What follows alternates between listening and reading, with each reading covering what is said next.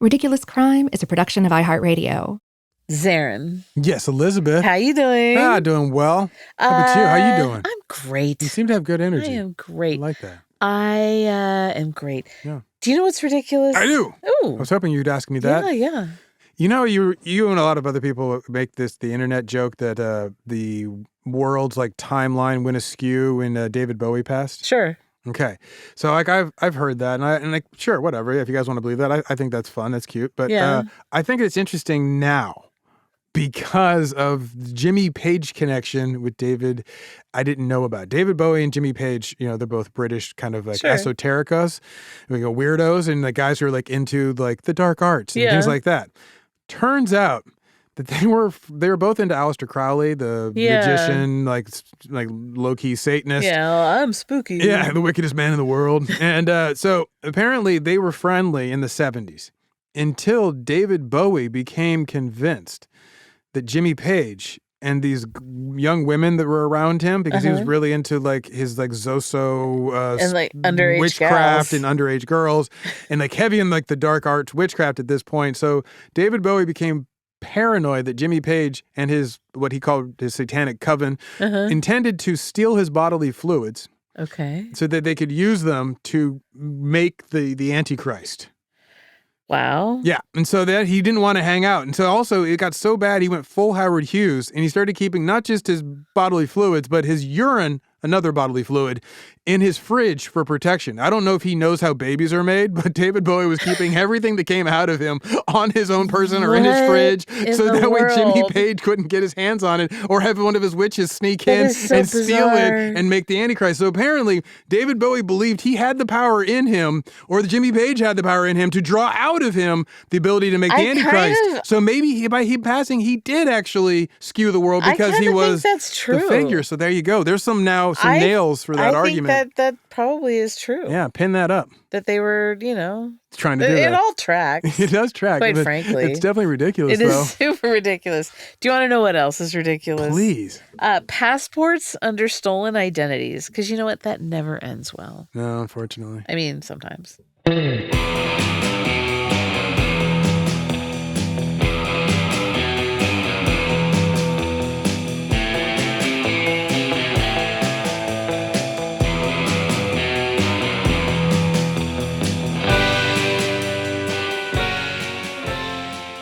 This is Ridiculous Crime, a podcast about absurd and outrageous capers, heists, and cons.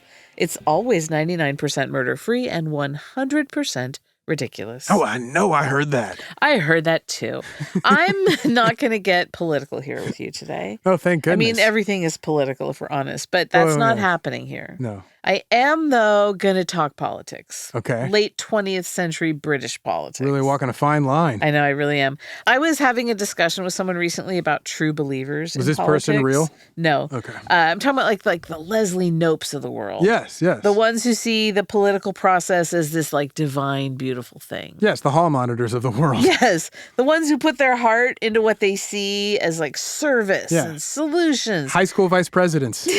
100%. And it used to be that you could pretty honestly say that like both sides of political arguments wanted the same end result, just different ways to get there. Yeah, sure. That's a true believer's mindset, right? Yes, definitely. It's a centrist true believer's mindset. Yeah. But I think the true believer thing is very delicate. How so? It's hard to sustain.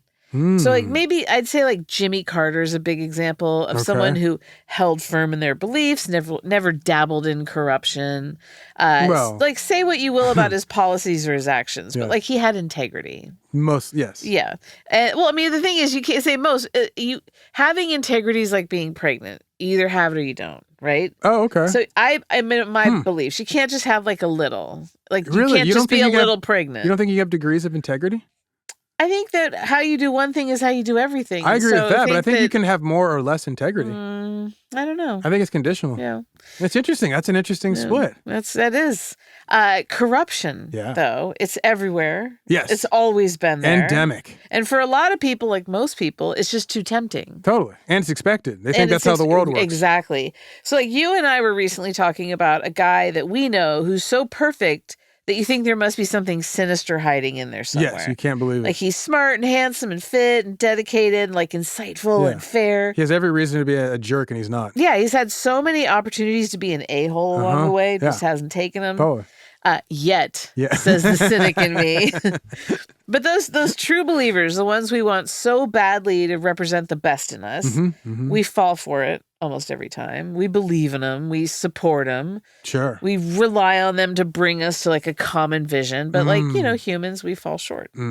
Some more publicly than others. Yes. So I'm going to talk to you today about a true believer. Okay. With a fall from grace. Spoiler alert. I love those. So remember a long time ago, I told you about a drug runner who hid out for decades in Australia. Yes, it was a very long time ago. I was a much younger man. You were a younger woman. Yes. I can barely remember us. It was cool. What was that? Yeah. It was cool. That was cool. It was an innocent time 2 weeks ago. So cool that I have another one for you.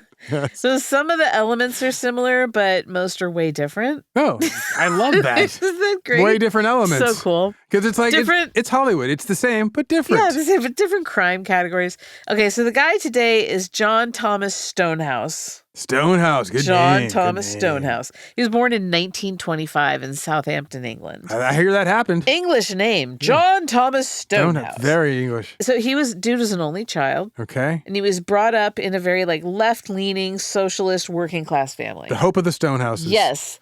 His dad was a post office engineer before he became a dockyard engine fitter. Dockyard engine acting fitter. secretary of his union. Nice. Good man. His Good trade man. union. His mom was no slouch. She started off as a scullery maid. Okay. But then she went on to become the mayor of Southampton. Damn, and that's held a come up. seat on their city council. That's a serious come up. Especially at that time. She's serious business. She's a boss. He was super smart student. Okay. And like really charming and charismatic. When he was 16, he joined the Labor Party. Okay. Loved his country. Sure. He became a trainee pilot in the Royal Air Force. All right. That got him access to the London School of Economics. Oh. So he studied interesting. economics there, got a degree, but he wasn't just all about academics there. Like he had a wild side. Oh, did he? Yeah, he was chairman of the chess club too. I don't know why I fall for this Every every time. Oh, and he was also in the Labor Party Society there. So everyone knew he was going to go into politics. Mm-hmm. And that's all he talked about, like when he wasn't talking about chess. He wanted to be in Parliament. Okay. He was articulate, like I said earlier, charming, charismatic, perfect for the gig. He wanted to be an MP. An MP. You see me over here, an American who knows something about not America? You're an Anglophile. I'm telling you. Oh, boy. He joined the cooperative movement, Yes. which was like a socialist, retail and finance collective. Yes, I'm familiar. You're quite, yeah. And that's where he met Barbara Jones Smith. He was Barbara Jones 22. Smith. Okay. She was 15. Yeah. No He's matter. Like, do you want to become a Stonehouse? He was like, "What's up, little girl?" They got married a year later in 1948. When she was 16. Yeah. You know, we're coming out of the war years. I guess she hit the age of consent. Whatever. Yeah. You know, okay. Yeah. It was a very different, expectation. Yes. So the two of them, they went on a socialist world tour. Okay. They'd travel to all these youth camps across Europe, talking to young people about their idealist vision for cooperative societal structure. Do we still have those youth camps where there's socialism being discussed? It was like lefty networking. Yeah, this is great. And what goes on at the socialist youth camps? I think we both know. Yeah. S'mores. Yeah, it's the s'mores, Elizabeth. In 1952, the two of them moved to Uganda. Whoa. Yeah. So for 2 years, Stonehouse managed the Ugandan Cooperative Society. And when his time there was done, the couple moved back to England. And he was stoked on the possibilities that he'd crafted with fellow socialists all across the globe. I bet. Sounds like he's got a strong network. Yeah. And so he and his wife, they didn't have a shilling.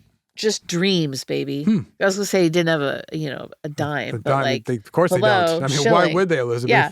So Stonehouse, he knew what he had to do. What do you have to do? He ran for office. Finally, get in there. Throw your hat in the ring. He was working all these odd jobs to survive, You got to put pudding on the table. Totally. But his eyes were on the prize. Good man.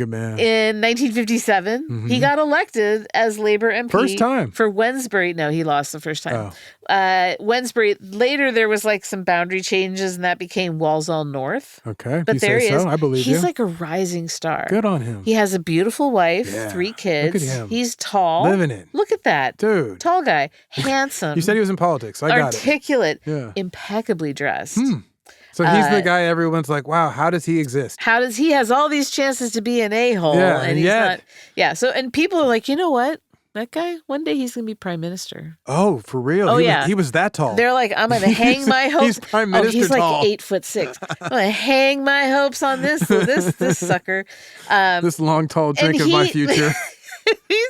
He, as a member of parliament, he distinguished himself. Okay, he did good at speeches. He talks so well. He's so well spoken. Eloquent speeches. I just like saying that about white men. He's uppity. Sorry. He had these eloquent speeches, and he was like, "Therefore, in summation," whereupon and it was like, "Oh my god."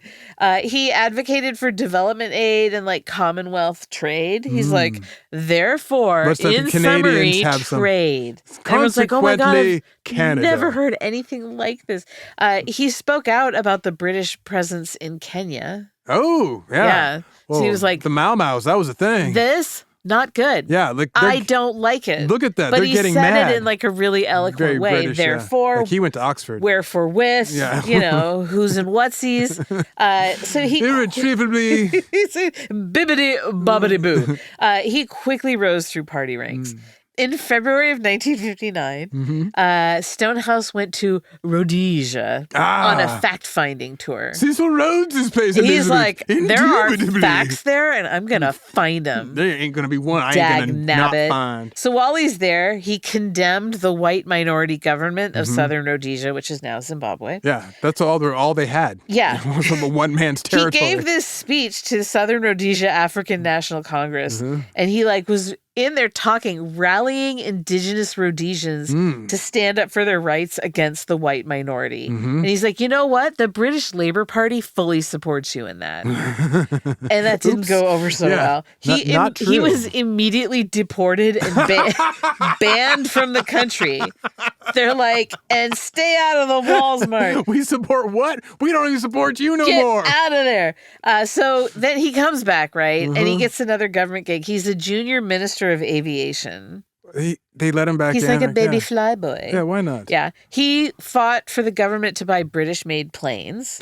That was a fight? Someone else was like, no, French planes. Oh, no. But they went with Boeing 707s they went out of the planes. US of A. Right, I didn't think about that. USA. Yeah, no. He was like, no, get the little, MG mosquito that we made. I don't know what it was. The Mini Cooper of planes. Yeah. And he's like, he talks smack on his colleagues in the office, kind of insinuating that they were on the take to get these Boeings.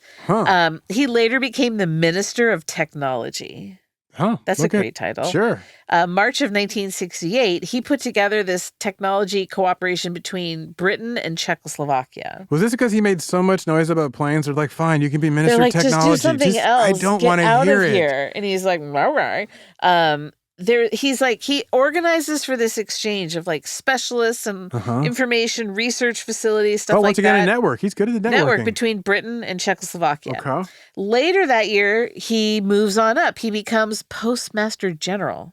I guess that's a move up. I would have thought that's kind of lateral. They put him in charge of the General Post Office, which at the time managed the British telephone and postal systems. All right. And as Postmaster General... You're good at networking. Here's the biggest networks we have. Exactly. And people can go pay their bills there. Let's do this. Oh, that's right. Stonehouse, he got credited with all this modernization efforts, but he really wasn't a barn burner, renegade, maverick, whatever. No. This man born in the 1920s was not great with the technology.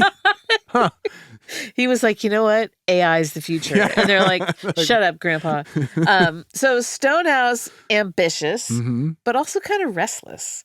How so? He didn't want just political power. At this point, he wants money. Oh, he's never gotten it. Yeah, he's like, forget socialism. I was wrong. He's like, I kind of like being rich. I love I was never around them. I didn't know. I would love, collective action, but I also, these suits are really nice. With my one wild life, I would like fine fabrics. Political power and money kind of go hand in hand, right? Once you're around donors and you see what they have, you're like, why can't that be me? So many politicians of every single stripe every kind. They start out as like one of the common folk. I'm like a worker or whatever. And then suddenly they're millionaires. Yeah.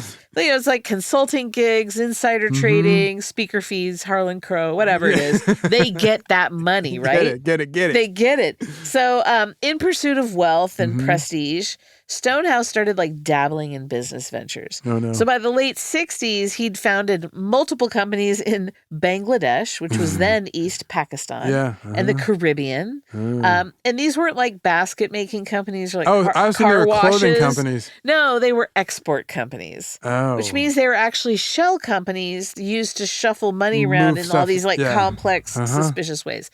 So rumors started swirling about his improper financial dealings. And then it got super sticky. How so? A defector from communist Czechoslovakia popped up. Oh, no. And in 1969, he said that the Czechs had recruited Stonehouse as an informer. He's like, he's a spy. Oh, yikes. Yeah. And for the Labor Party, that's always a damning accusation. Right, exactly. So Stonehouse, he denies everything. He begged the Prime Minister, Harold Wilson. He's like, if I was a socialist and a communist, why would I be so into money? Come on, he's like, look at me. I got all these shell companies all over the place. I'm exploiting the Bangladesh. How much more of a capitalist can I gotta be? He's like, Harold, please, I'm innocent.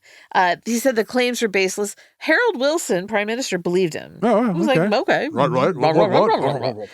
So these sort of accusations, they popped up, like you were saying, with the Labor Party, and they popped up a lot during the Cold War. There's a bunch of Soviet Union spies in this. There were. The most of the accusations were baseless because it was easy to like erode trust with it. But a bunch of their top spies. But it worked. The erosion worked. Stonehouse's political reputation totally damaged. So the Labor Party lost the 1970 general election, and there was no seat for him on the opposition front bench. It was a major defeat for him. And this was his identity, his personality, and he's this wreck when this happens. I bet. So luckily he had something else to occupy his time. Chess. Business interests. And chess. The export services. So remember, one of his exploitation of global wealth. Go on. Well, one of his businesses was in Bangladesh. Like you were saying. In 1971, Bangladesh is in this brutal fight for independence from Pakistan. And they're about to have that crazy flood. Yes. Stonehouse's instincts to fight for the underdog and what was right were like rekindled. Yeah. He got super involved in the Bengali cause. Oh, wow. And like deeply invested in their victory and their agency, and the people loved him for it. When the war ended and Bangladesh had won its independence, Stonehouse was made a citizen of the new state of Bangladesh. Whoa. Honorary Bengali. He was for real. Oh, yeah. He helped the people set up the British Bangladesh Trust. And that was a bank that would provide services for Bengali people in Britain. Oh, okay. But it was structured and operated in kind of a shady way. No. Yeah. So the press, they started digging into it. And pretty soon, so did investors from the fraud squad. Uh-oh. And the Department of Trade and Industry in London. Oh, no. So bye, so long, investors. The pressures are mounting. His business empire is teetering towards collapse. He's being scrutinized by auditors, fraud investigation, peeking around the corner. Hello. Once again, he's looked down on. He's out of a job, super bummed. He's in a bad place. Yes. The nadir moment. Let's take a break. Oh, put on a cuppa? Let's put on a cuppa. Let's gather ourselves and carry on and whatnot. And when we return, more Stonehouse. Stonehouse.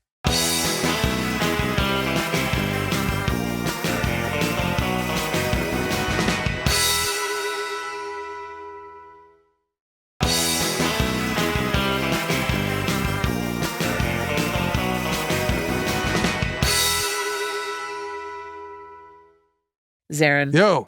John Stonehouse. But before you get into that, you know that whole thing about keep calm and carry on, the British tradition from World War II?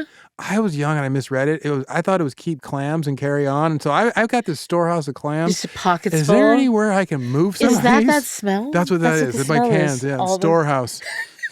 My bushels of clams. Well, I'm carrying on. Well, you could start an export business. It's a good point. Like John Stonehouse. Good. Nice segue. Yeah. Carry on. He's a stone. House is mighty. Okay, so we followed this chap from his humble beginnings. Sure. To Love his him. meteoric rise in the British government, to his freedom fighting, to his somewhat shady business dealings. Yes. Getting involved in Bangladeshi liberation politics. The accusation of being a spy for the Czechoslovaks. Throw that in there for fun. The world's third most interesting man. There was much debate about whether that was true or not. So there's this historian from Cambridge, Professor Christopher Andrew, 2 first names. Yeah, you love that. He's one of the few people who were able to see the MI5 file on Stonehouse. Oh. And he literally then went on to write the book on MI5, this book in 2009, The Defense of the Realm, The Authorized History of MI5. And he shared a lot of those documents there. Totally. He said that Stonehouse 100% spied for the Czechoslovaks. I feel like that's a solid case for it. If he says that and it's in the files. I think we can put the case to bed now. Julian Hayes, Stonehouse's grandnephew, he wrote a book, Stonehouse, Cabinet Minister, Fraudster, Spy. He told The Guardian a Czech agent befriended him and he worked on him over lunches and dinners. If they'd said, John, we'd like you to spy for us, he'd have said no. But a slow, insidious, step-by-step persuasion to cooperate worked. He was not a spy in the sense of James Bond or the novels of John le Carré, but he provided the Czechs with information and got a lot of money from them. He knew what he was doing. I would love it if it was like he sits down to like lunch the first time and they're like, we'd like you to spy for you. He's like, right-yo, I'd love it. Exactly. Actually, but no, they worked each other. Yeah. Because, so it does, whatever. By 1974, his situation totally desperate. He was having an affair with his secretary. Oh, no. Yeah, that's a given. Just throwing that one in there. His political career stalled. Done, pretty much. Well, he'd been recently reelected. Are you kidding to me? represent the Walsall North. Are you kidding me? I am not kidding you. How? How do you not beat him? I don't know. I don't know. My God, I would feel so terrible if So I ran against him. he's the MP for Walsall North constituency, but he was never ever going to get higher than that. His companies are unraveling under a web of debt and all this messed up accounting. Sure. According to the Australian Broadcast Corporation, quote, a wine company that he owned called Connoisseurs of Claret Limited had lost more than $100,000 equivalent to more than $1 million today, in a single year. Another of his businesses, a trading company, Global IMEX, was forced to close its office in Bangladesh, and the managing director resigned, claiming he was owed money. But it was a quasi-bank called London Capital Group, LCG, which John had started 2 years earlier in the hopes of cashing in on a property boom, that appeared to be in the most difficulty. Attracting investors and customers to LCG had proved trickier than first thought, and John had eventually resorted to deceptive, creative accounting to keep the business afloat. That eventually attracted the attention of the Department of Trade and Industry and Scotland Yard. According to the New York Times, Stonehouse had set up 24 accounts at 17 banks and passed checks involving hundreds of thousands of pounds. Damn. So 17 banks, and he's just doing all this on paper with checks. Yes. Kiting it around. So he's facing exposure. Yeah. Possible prosecution. His one-man Ponzi scheme is about to come undone. I'm my own investor. So what do? He devised an audacious plan. What is that? He's going to fake his own death, assume a new identity. My dude. Escape the law, public disgrace. Yes. Okay, so sometime around 1974. Is he thinking that he's going to take his affair with him? Oh, yeah. Oh, I love it. So I love this. He finds out hubris. He gets the name of a constituent who had recently died. Oh, my God. Joseph Arthur Markham. Dear God, man. They're about the same age, right? Yes. So Stonehouse took Markham's information and got himself a passport. Like from his wife? Like, did he go to the family and just was take it? I need the birth certificate. And then he created a whole story for this guy. Oh, my goodness. The actual Markham was a foundry worker. Okay. And new Markham, he's the invented version, was an international businessman. He owns the foundry. Yes. He was an export consultant, and he had bank accounts in London, Switzerland, Australia. But one fake identity wasn't enough. He got intel on another local man who'd just died, Donald Clive Muldoon. Like the name. Yeah, so Stonehouse took the money he had in the shell corporations and various shady accounts, and he moved it all into accounts in these guys' names. Yes. So, yeah. And he had sort of like a psychiatric break. He'd go about his days as Markham. And the character he created was this honest man, like a quiet guy, private, almost who he wished he had been. Oh, interesting. Like the chess grandmaster that never got to be. Well, it's an interesting experiment, like creating an identity of who you wish you'd been or who you could have been but opted not to be. Totally. We call that acting. And yeah. And like he tests it in out. all honesty, he just drives it around town all day. When people do that in their real life, it's a very interesting psychological, almost experiment. Yes, and that's what he's doing. So he's going around as good boy Markham, and it's really reducing his anxiety. It's calming him down to be this other person. It's working for him. And it made him really hate John Stonehouse. Like a lot. So he went the other way with it. Usually people reside in their one identity and they feel the guilt and the shame because they know they aren't what they're presenting and getting away with. Right. He does the other one. He invests in himself in his future or his new self, and then it's like, you know who's a real jerk? Me. I can't stand that guy. So he decided that his wife and his family and his friends and the British people, that could probably work. All be better off without John Stonehouse in the world. But he didn't want to end his life. Oh, ritualistically. He decided to end Stonehouse and move full-time into Markham. This is like a psychological, I'm telling you, this is like, they do like, oh, we're going to do an encounter therapy kind of thing. Yes. This is like one of those severe versions of therapy. Let's do it. Let's each do it. Anyway. Change our names. Start a new podcast with new names. He had his wife set up these like, the new podcast with new names. Like it just hit me. Thought of that one to get there. Yeah, it was climbing up like my neck to get into my ear. Like, wait, don't forget about me. Like, imagine it's like a better podcast. It's like a Japanese calligraphers where they become a master and they change their name so they can do it all over again. Yeah, exactly. So he had his wife set up some like huge life insurance policies for him and the kids. And I feel like that's always a red flag request. Okay, yeah. The policies were worth around like $200,000 at the time, which is like 1.5 million today. Wow. That's a lot. I don't know if he told her to get one for like, get one for yourself too. Oh, wow. So I don't know what's worse. Get one for yourself too, or like, and watch your back, or like be left out and behind. We're all going to die. You don't need one. Don't worry. You won't be you won't be here to spend it. Barbara Stonehouse, the wife, she later said that she didn't know anything about his plans to become someone else. Do you believe her? Yeah, I do. Yeah, I trust your read. See, they like, she said that they opted for the policies because of the IRA. The Irish Republican Army? Yeah, so that this is in the middle of the Troubles. There have been kidnapping threats against his kids. Totally, okay. And lots of bomb threats, and then like actual bombs. Then I take it all back. His car got blowed up. Oh, I take it all the way back. And the cops found a bomb planted in the house directly next to their place. Oh, I thought he was being like dramatic, like, I've got the troubles to deal with. No, but I think that adds to the stress too. For hell yeah. So there may be some truth to your car gets saying. blown up. I want to see you be chill. I'll try. You walk around with white hair. So Stonehouse, he went on with his days. He didn't let on that he was planning to assume a new identity. He traveled to Miami for business with an old barrister friend of his, James Overton Charlton. Wow. I mean, how did they make these names? They were there to meet up with some American bankers and, chat about a business opportunity. Chad and Greg. Close your eyes. Oh, yeah, my eyes are closed. I want you to picture it. Yes.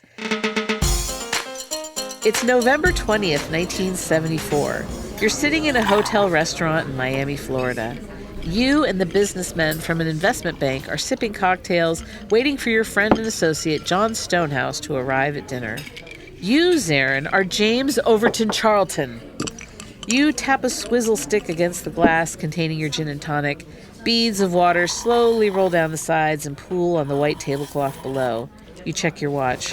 Stonehouse is usually very punctual, so this is a bit odd. He's 30 minutes late. The bankers are getting restless as you get up once more to use the phone at the maitre d' stand to call up to his hotel room. You dial his room number and wait. It rings and rings, no answer. You head back to the table and excuse yourself, explaining that you're going to go check and make sure your friend is okay. You tell the gentlemen to go ahead and order for themselves, enjoy their dinner. It'll be on you. They demur and opt to leave, telling you they'll be in touch tomorrow. They hope John's okay. You agree and walk with them toward the lobby. At the front desk, you ask for someone to come up to the room with you to open it up. You'd like to perform a wellness check. The manager agrees and grabs a security guard. The three of you take a silent ride up to the room together in the elevator, the music saucily sambaing out a wordless tune. You arrive in front of the room, and the security guard flips through a large loop of keys. Your stomach is in knots. Life has been troubling for John lately. He's been dealt a number of bad hands, is the way you'd put it. you have seen the toll the scandals and setbacks have taken on him, the pressure he's under. You worry that either he's been stricken down by a massive heart attack courtesy of the stress he's under, or even worse, what you truly dread and slightly suspect, that he's done himself harm. The security guard gets the correct key and opens the door to the suite. It's silent. "John," you call. You and the manager and the guard enter the room. Everything looks normal. A jacket draped over a chair, jeans in a crumpled heap next to his suitcase, dress shirts hanging in the closet, his toiletry bag on the counter in the bathroom. You walk over to the nightstand. The only sound in the room is the crackle of the security guard's walkie-talkie. The manager stands at the door to the room with his hands clasped behind his back.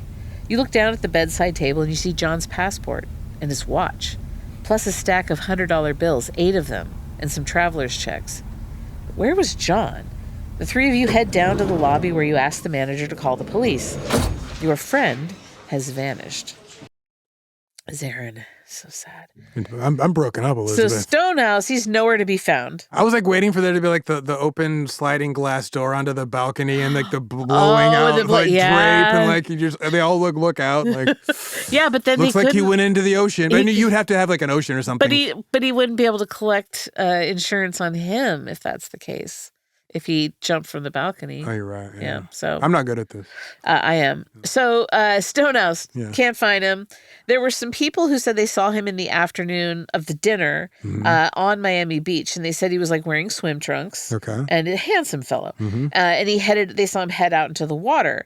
And so they searched the beach. Authorities, they found his clothes, like these nice trousers and a shirt, very neatly folded in the corner of a beach hut. And so it looked to everyone like Stonehouse had drowned. He went to Davy Jones's locker. So he's like that the Australian Prime Minister who went swimming out and then never was seen found again. Him. Yeah, went out into the briny deep. They're like, we should teach these guys to swim. Exactly. We should try it. So now he's like assumed dead. So news organizations, they ran obituaries. There was no body, but that didn't mean anything, like he could have been washed out to sea, but not really. So according to the ABC, quote, when his body failed to wash up after 78 hours, police became suspicious. Normally, those who drowned at sea were discovered within a couple of days, but there was no trace of Stonehouse anywhere. They began to suspect foul play, and a new working theory emerged that John Stonehouse was likely still alive, possibly being held prisoner by gangs. The theory was given more prominence when Miami police found traces of blood and hair inside a, quote, concrete overcoat, a signature method of mafia burials. So they're like the cement shoes, the Chicago overcoat. He got hit, Yeah, so like the mob captured him, tickled him, tortured him, and then put him in cement and threw him in the ocean. Fatal tickle fight. Yeah, they're like, he got by the mob. This is actually, though, a lot of good news for those of us who like have dreams about being tossed overboard of a boat because they were a jerk to somebody who owned a boat. Then you're like, wow, I'm in the Caribbean. What am I going to do? Oh, the white tip reef sharks are going to eat me. Apparently that doesn't happen because the authorities are assuming you're going to get hit. You're going to reach the shore within 2-3 days. All you got to do is stay afloat for 2-3 days. I think they're saying that like it's the body. Just, I guess if you float like, I'm thinking at least there's a chance that like, you know what? It could just, next time it happens. Or at least part of me will make it. Part of you will make it. So the bottom line, people thought he was dead. Of course. So Barbara, she's like grieving, Parliament mourned, his constituency prepared for like a special election. But Zaron, Stonehouse wasn't dead. No. We figured that. What? Let's take a break. Let's hydrate. Let's stretch. And when we finally make it back and we're reunited, I'll tell you about where Stonehouse took his little narrow English behind.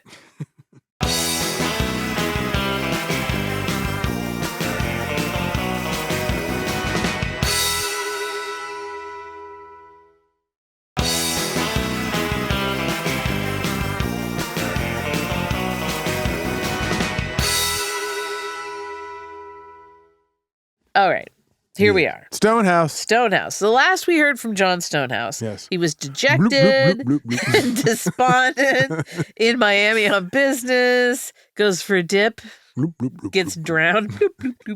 Or maybe he crossed the mob and they put him in the water for good. There's that too. Yeah. But to the world, get in the barrel. He's DED dead, dude. So like Judge. But you know what? We know better than that. We're totally smarter than that. Skeptics both. I also told you up top that I was going to tell you a story about a guy who faked his death. That so, too. That's on me. Short-term memory. Spoiler alert, a little too late. Too fast, too furious on that one. So now people did really see him head out for a swim that fateful day. Yes. Did they? But he actually swam down the beach a ways, and he got out of the water in front of a neighboring hotel. Okay. And it was there that he'd previously stashed some clothes, money, and his prized possession, the Joseph Markham passport. Ah. So he gets dried off, cleaned up, goes into the other hotel, grabs a cab, goes to the Miami airport. Hoping that no one will remember him. Yeah. And he had previously stashed a full suitcase and a briefcase full of phony documents there in an airport locker. Okay. So he flashed his Markham passport, boarded a flight to Hawaii. And from Honolulu, he flew to Singapore. From Singapore, he flew to Denmark. Whoa. And from Denmark, he flew to Melbourne, Australia. Melbourne. Arriving December 10th, 1974. So 20 days after his disappearance.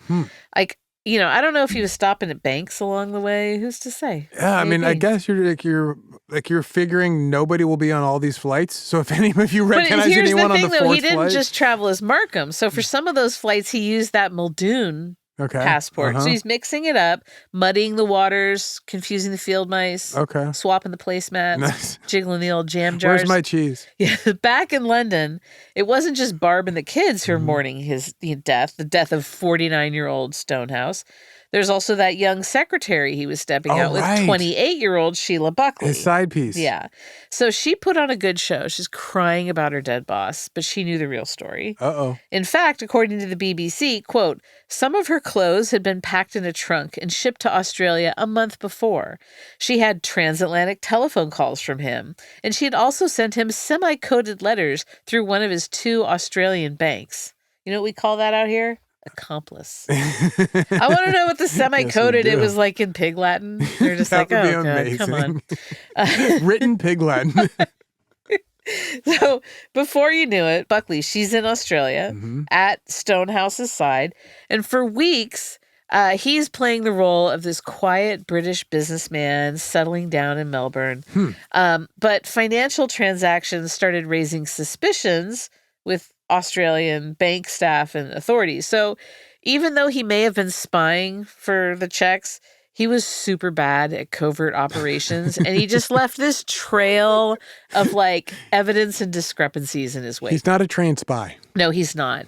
So he took his 2 false passports and he went around transferring huge amounts of money between banks. Oh, Lord. And he thought this would throw people off his scent. The exact opposite. So yeah, he was he goes into this branch of the bank. Sir, you just made a cent.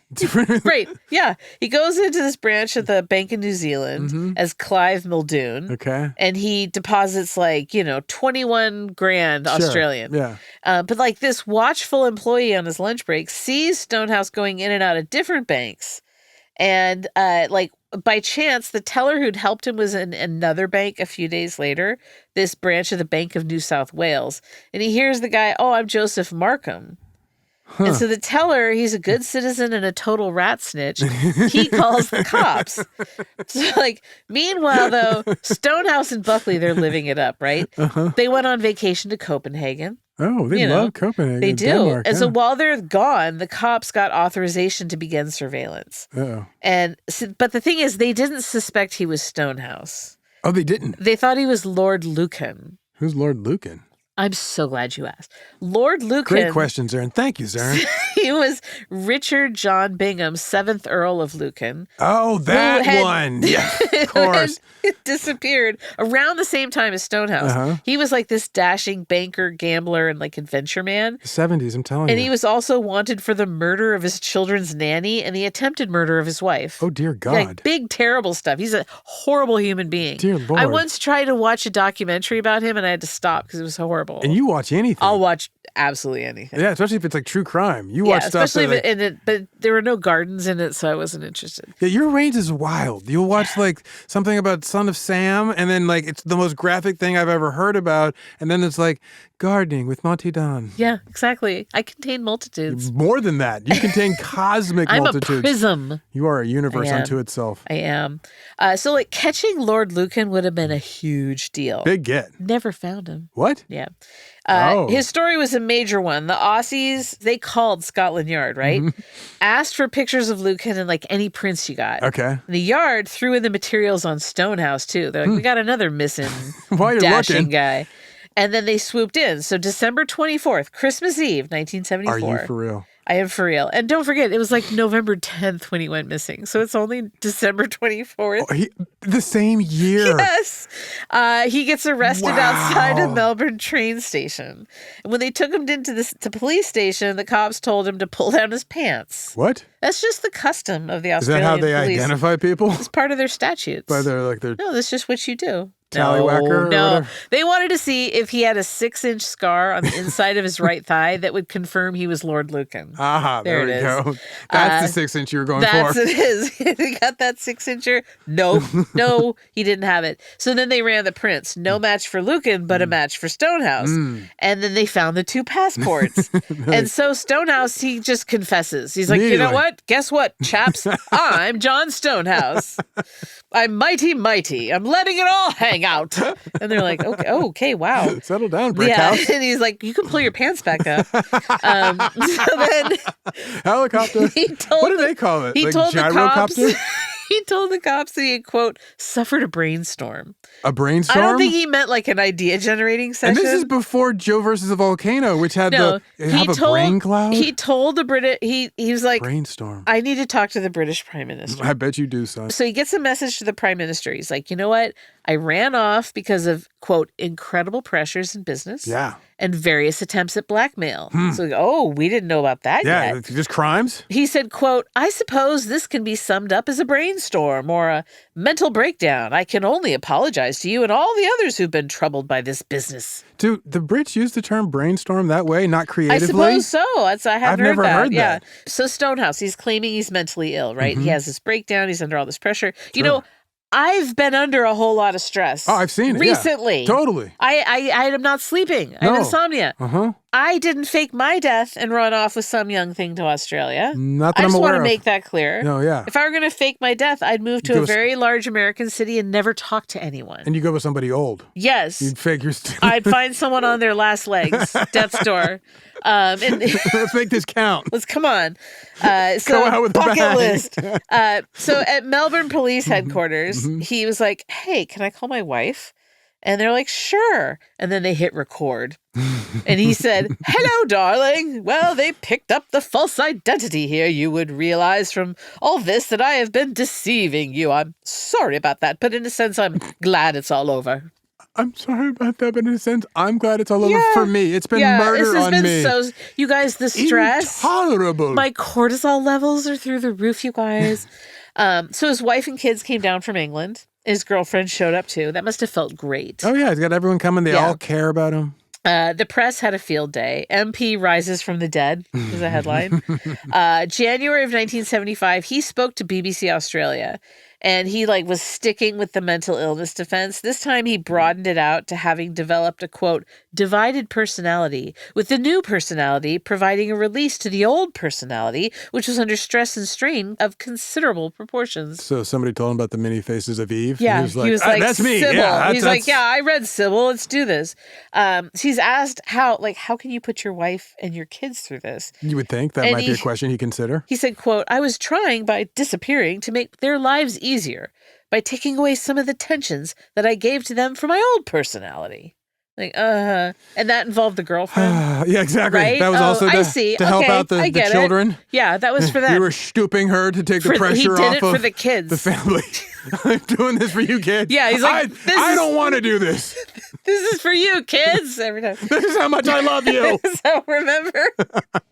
Remember how Stonehouse had been reelected to his seat in Parliament? Which I still cannot fathom, but yes. He was technically still an MP at this point. Oh, wow. And he totally was like, you know what? I am not giving up my seat, but more importantly, I'm back. More importantly, I'm not giving up my salary, even though I'm 12,000 miles away from my job. And I haven't done it for months. Listen to this. You're going to absolutely love this. Quote, lots of members of Parliament go on overseas visits and do fact-finding tours. I've been doing a fact-finding tour, not only in terms of geography, but in terms of the inner self of a political animal. Now, that tour could be very interesting, and my golly, I think it fully justifies an MP's salary if I can get the story down of my experience. If I get the writing time. Oh my God. Then he adds in, quote, I like that he went on both a fact-finding and a fact-hiding he tour. Went to he find was like, him. I'm going to hide some. He went to find himself. Then he says, quote, I think a member of Parliament, like anybody else in any other job, is entitled to some consideration during a period when he has some sort of illness. Yes, sir. That is true for people who have real He's got secretariatis. Of that. But yeah, I love that just like, the fact-finding tour was finding me the whole time. I went on a journey and I found. He gets extradited, returned to Britain in 1975. He faces tons of criminal charges, 21 counts of theft, fraud, deception. While he's out on bail, continues to serve as MP. In another there's something about the people who become politicians. I'm convinced of it now.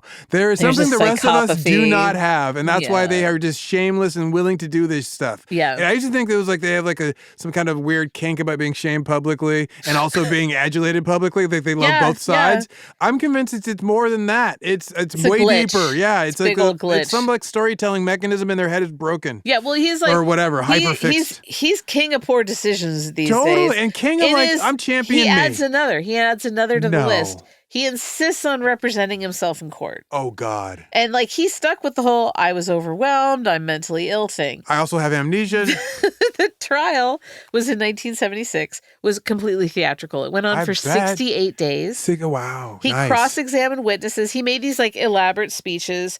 He really like tried to appeal to sympathy. He made the longest doc statement in British history. It went on for 6 days. His statement lasted 6 days. I want the British version, I don't know who this person is, of Vin Diesel to make this movie as his like, look, I'm a serious actor. Whoever their Vin Diesel is, do this movie. Oh my God. Clive Owen.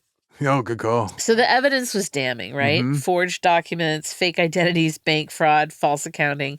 Jeez. He's ultimately found guilty of forgery of a passport, stealing checks from his own company, and attempting to defraud insurance companies by pretending he drowned. The insurance fraud get him. He was found innocent of conspiring to defraud creditors, but they tacked on another charge. Wasting police time. Oh, yeah, they get mad about that. Yeah, he was guilty for that. Totally. So he gets 7 years in prison. The presiding judge said that he had committed, quote, deliberate, premeditated, heartless fraud. So he served his sentence at Wormwood Scrubs, which is maybe one of the best prison names. Familiar with that one. And then Blundellstone Prison, where he had he had a bunch of heart attacks in 1977. Oof. So it's like a year after he's in there. He gets released early on health grounds in 1979. He's in his late 50s. Yeah. Huh. By then, he'd divorced Barbara and married Sheila Buckley, the secretary. She stayed with him? Yep. They must have like a chest love. He kept a low profile in his later years. I bet he did. He went to Hampshire. It was like wrote books, novels, political reflections. Old Hampshire. Yeah, He went to Old Hampshire. He would make occasional public statements defending his actions or like criticizing the press, but he pretty much disappeared from public life. Smart choice. In the 80s, declassified documents and interviews with Eastern Bloc defectors, they resurrected the claim that he had been an active spy for Czechoslovakia and that his code name was Agent Colon. Kolon.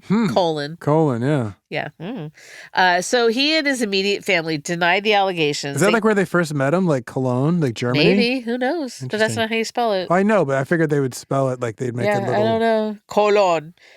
He said that he had been used by foreign agents without knowledge or intent. Me too, brother. That happens to me like every day. I call it a weekend. I go to the supermarket, foreign agents are like, I'm about to use you, and you don't even know. Get out of this frozen food section. Find out later. Okay, but there were the MI5 files that came out, put in that book I mentioned. Yes. They confirmed authorized history. that British intelligence, said that he had been passing sensitive material to Czech agents in exchange for payment beginning as early as 1962. That's early. That's early. Stonehouse died of a heart attack April 14th, 1988, at the age of 62. Wow. In his final years, he was like this tragicomic figure, right? Like he's this man of promise, undone by ambition, deceit, arrogance. Over the years, his story has been told in documentaries, books, and there was an ITV series in 2023 starring Matthew McFadden. Yeah, I know him. Tom Wambsgans from Succession. Isn't that Tom Wambsbaugh? Wambsgans. Oh, Wambsgans? I don't know. I don't know, whatever. Mr. Darcy. I don't read Darcy anymore, too? Elizabeth. I gave it up, so... He was in Succession. Yeah, I know the guy. Yeah, Mr. Darcy in Succession. So he was Mr. Darcy. I love Succession. Yes. I do too, yeah. Okay, so public opinion. I was surprised that both you and I liked that. Yeah. Because we both do not like usually the same things, and also that it's about rich people acting badly. Yeah. I mean, that's a rough sell for us. For each of us for different reasons. We loved it. Yeah. So people are like divided on him. Like some see him as this desperate man undone by stress, mental illness. Really? Others are like, he's a narcissistic fraudster. Yeah, kind of been the same the whole time. I think he's fascinating, right? Definitely I'm going to tell you my takeaway. Compelling. He was like climbing to these incredible heights of power, only to like plunge into infamy through a series of bad decisions. You sure? So like whether he was mentally ill or not, though, like we can safely say the boy wasn't right. Yeah, I knew what he was doing was wrong. Otherwise, he wouldn't have hidden it. I don't think. I mean, do you believe that the mental illness? It seems to me that he's kind of like joining a crowd he doesn't belong in and going, "We're all victims here." Well, I think he was made frantic by it, but I think he. I think he's mislabeling. He's mislabeling it as my. I mean, I agree. He had a psychological break and he had a moment of great stress. Yeah. But to call himself like this is a culmination of mental illness. I shouldn't speculate. I don't know. Yeah, I don't know. I'm not an expert or his thankfully, doctor. I'm not a jury member, so I don't have to. But I mean, I don't know. Just the details I see there. He seems doubtful. He's a cautionary tale, right? Definitely that. Don't lose sight of your beliefs. Maintain your integrity. Don't get involved Safeguard in shady your integrity. business dealings. Yeah, don't bonk your secretary if you're married. Oh, right. Don't fake your death. These are good reminders. Oh, wait, don't fake your death. Don't. Yeah. What's your ridiculous takeaway? Apparently not to fake your death. Don't I've been planning my entire life to do that. Me too. So you're taking away one of my... This has changed my trajectory. It's what I call my first retirement. Yeah, I know. So I don't know now what to do with my first retirement, start Elizabeth. From scratch. What's yours? I got all this time on my hands. I told you everything you ever need to know when I'm done. You know what I need? I need a talk back, dude. Okay, Producer D, can you favor us with one? Talk back. Oh my God, did he just say that? OMG. Dizzy, Clyde, how are you? Salutations from Delaware, the state, not the apparent city in Ohio. Do you know what's ridiculous? I make such a point to avoid social media, and I'm very happy with that, to the point that I have no idea what blue sky is, but I also am in the who knows who cares. So in my mind, you're like Mufasa in the sky, and that's how I can find you. So I'll look up next time I need you. That's amazing. Oh my God. I love this. That was brilliant. First of all, I envy you not knowing blue sky and staying off social media. Yes. I mean, I've cut it down to pretty much that, but goodness. Yeah, we are. Look up if you need to feel us. Look up in the sky. That's how I find her. Yeah, that's true. That's all for. I just love that so much. That's all for today. You can find us online at ridiculouscrime.com. Newsflash! Breaking news. What? We just won a Tony. No. Yeah, for fleetest feet, fastest feet in the biz. Oh, okay. I thought we would won for Fleet Week. And we won Fleet Week 2 years ago. We're also at Ridiculous Crime on Blue Sky, Instagram, or if you need me, just look up in the sky. We're on YouTube at Ridiculous Crime Pod. You can email ridiculouscrime@gmail.com. Leave a talkback on the iHeart app. Please, we love them so much. Reach out.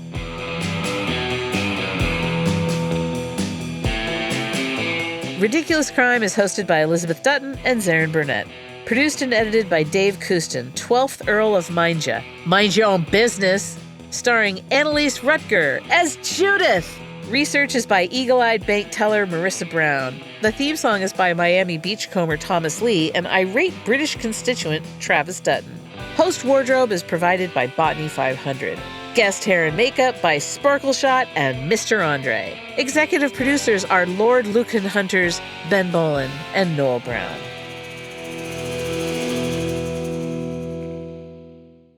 Ridiculous crime.